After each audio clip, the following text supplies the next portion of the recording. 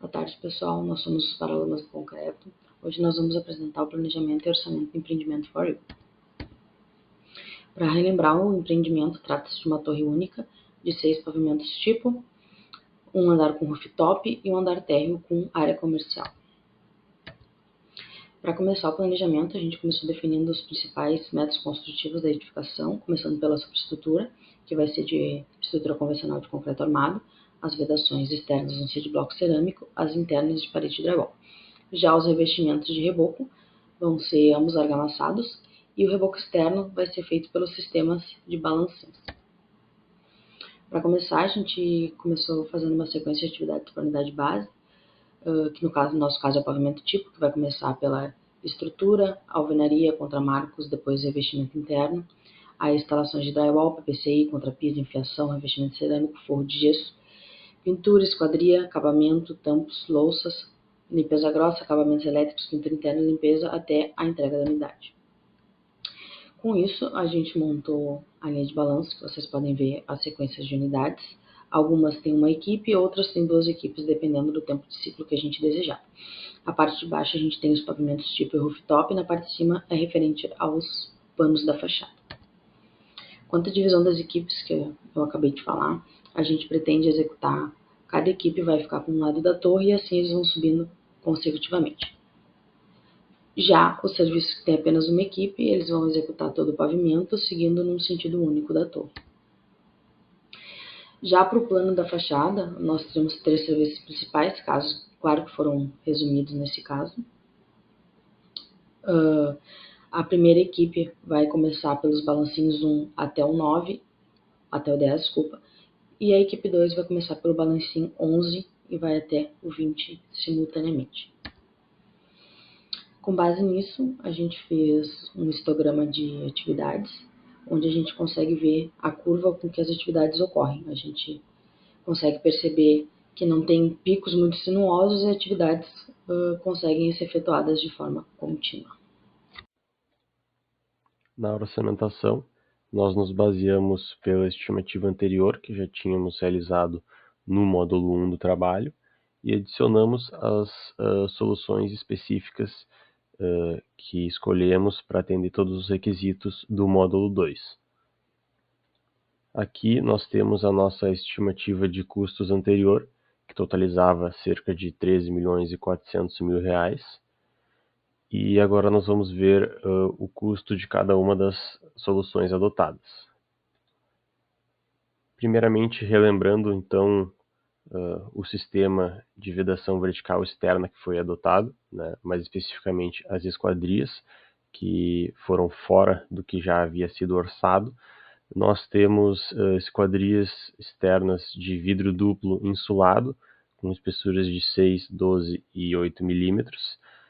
E nos apartamentos estúdios nós temos uma janela de 1,6 metros por 1,2 metros e outra janela no banheiro de 60 centímetros por 60 centímetros. Já nos apartamentos, um dormitório, nós temos essas mesmas janelas e mais uma de 1,20 por 1,20. Com isso, nós chegamos nos seguintes quantitativos e preços unitários de cada uma dessas janelas. Então, a janela 1,6 por 1,20 tem um custo unitário de R$5.000, com um total de 50 unidades. A de 1,20 por 1,20 de R$4.000, com um total de 10 unidades. E a de 60 centímetros por 60 tem um custo unitário de R$1.500, com um total de 50 unidades. O total dessa solução tem um acréscimo de R$365 mil ao custo total da obra. Para adicionarmos o custo do sistema de vedação interna, devemos relembrar o sistema adotado pelo grupo, que seria uma parede dupla de drywall, que é composta pela sua estrutura metálica, o isolamento, a lã de rocha, isolamento que é térmico e acústico, as chapas de gesso e o acabamento. O nosso empreendimento, utilizando o pavimento tipo, chegamos à conclusão de que teríamos 497,01 metros quadrados de paredes internas por andar. Multiplicando isso por 6, que é o tamanho do nosso empreendimento, teríamos uma área total de 2.972,06 metros quadrados. Sendo assim, com um custo médio de parede de drywall nessa espessura de 23 centímetros, teríamos um valor de R$ 195 por metro quadrado, totalizando para o nosso empreendimento um total de R$ 581.501,70. Além das paredes internas, outro componente do sistema de vedação vertical interno seriam as portas, que, conforme foi estabelecido no módulo 2, para o nosso grupo seriam portas acústicas, que seriam formadas pelo marco, obviamente, porta, a fechadura e o espelho na sequência depois da instalação. Além das paredes internas, outro componente do sistema de vedação vertical interno seriam as portas, que, conforme foi estabelecido no módulo 2, para o nosso grupo seriam portas acústicas, que seriam formadas pelo marco, obviamente, porta, a fechadura e o espelho na sequência depois da instalação. Adição de custos provenientes das soluções adotadas para o sistema de piso dos pavimentos tipo. Então, relembrando, né, como que era composto o sistema que nós adotamos. Ele era composto por uma laje de 16 centímetros, uma camada de manta acústica, seguida de uma camada de contrapiso de 4 centímetros e, por fim, a camada de acabamento, que no nosso caso é o piso vinílico que nós escolhemos. Também, junto a esse sistema, consideramos na parte inferior da laje o forro de gesso drywall, né, com placa standard. Então, desse sistema, né, quais são os elementos diferenciados com relação a custo? Aquilo que vai onerar o nosso orçamento em relação ao orçamento estimado primeiramente na concepção do projeto. Os elementos são o piso vinílico, que nós utilizamos da referência Enjoy da marca Takê, a manta acústica, né, o próprio tratamento acústico em si, que nós utilizamos da referência Optima Felt, da Isover, e o forro de gesso acartonado, que nós utilizamos a referência, a placa standard da Gibson. Então, esses três elementos, né, grandes elementos, eles não foram contabilizados por nós, primeiramente, então nós tivemos que fazer agora uma composição dos custos para esses elementos, né? E aqui, além de nós utilizarmos a manta, o piso e a placa de gesso, nós também resolvemos considerar acessórios que são relevantes na instalação, né, desse sistema, que seriam a cola, né, para o piso vinílico e a massa de junta para o gesso. Né? O levantamento de preços desses 5 elementos nós fizemos por pesquisa na internet mesmo, né? E usamos como base um preço médio ali, né, de acordo com como eles são vendidos. E nós transformamos todos esses custos em custo por metro quadrado, né? Então, dessa forma, é possível somatizar, né, o custo de cada um desses elementos e fazer um custo só para o metro quadrado. Né? Então, para os elementos que vêm, né, em pacote, caixa, né, nós pegamos ali, transformamos a área, né, que vem em cada pacote, fizemos ali a conversão. E para os elementos que vêm em balde, né, a massa e a cola, nós fizemos a conversão utilizando o rendimento de cada balde. Né? Então, dessa forma, foi possível chegar no custo unitário de cada um. E somando esses custos, né, desses 5 elementos, nós chegamos num custo estimado para essa solução de R$ 180 o metro quadrado. Para fazer o impacto disso no orçamento total, nós consideramos a área total do nosso empreendimento. Né? Lembrando que a área de planta, né, dos pavimentos tipo nossa é de 300 metros quadrados. Mas como esse sistema ele só é utilizado nas unidades privativas, nós desconsideramos a área de circulação. Então, ficou ali, né, 270 metros quadrados cada pavimento. E no total, daí uma média de 1.600 metros quadrados, né, de área para cobrir esse sistema. Totalizando, então, um custo no orçamento de 290, né, na ordem de R$ 290 mil a mais aí que vai onerar no nosso orçamento. Relembrando então que um dos sistemas escolhidos para cobertura seria um telhado verde, que vai ser instalado em cima da cobertura da área comercial. Vai ser um sistema laminar alto, então ele consta tanto com a parte da impermeabilização da laje, um sistema de proteção mecânica que seria o contrapiso e logo acima seria o sistema laminar. Relembrando então que um dos sistemas escolhidos para cobertura seria um telhado verde, que vai ser instalado em cima.